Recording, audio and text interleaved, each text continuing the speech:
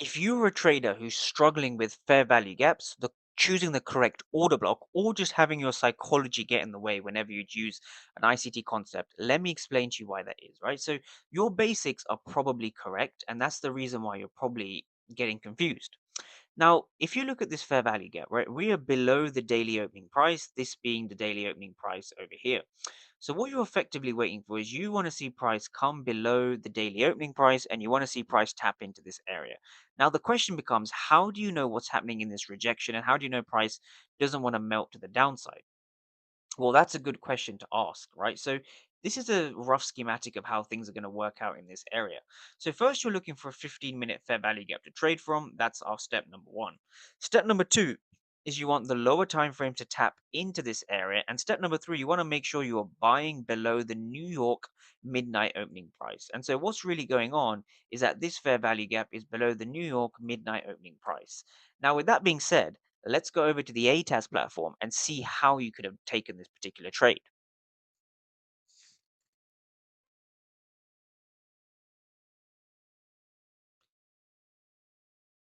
Now, over here on the ATAS platform, what I want traders to kind of zoom in and understand is that we had a break above, and I want traders to pay attention to this candle over here because this was the rejection candle.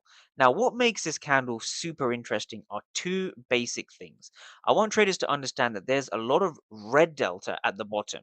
Now, this red delta means that there's a lot of aggressive sellers that are trying to drive price lower.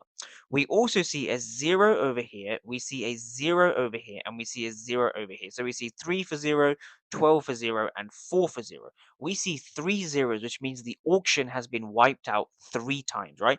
This is showing us that buyers and sellers have agreed that this is a fair price. Now, from here, if we take a look at the fair value gap we're in, we see a lot of aggressive sellers failing over here before the market breaks to the side.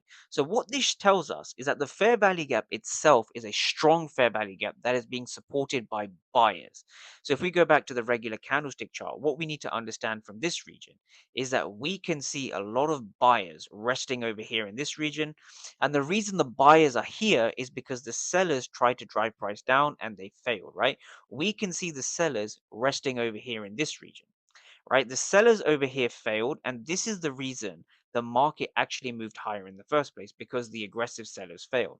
So if you're not using the ATAS platform or you're not reading order flow in terms of buyers and sellers, seeing where the volume is high, seeing where the volume is low, seeing where the aggressive buyers and sellers are actually trading in the markets, it's very difficult for you to become profitable and therefore kind of control your psychology.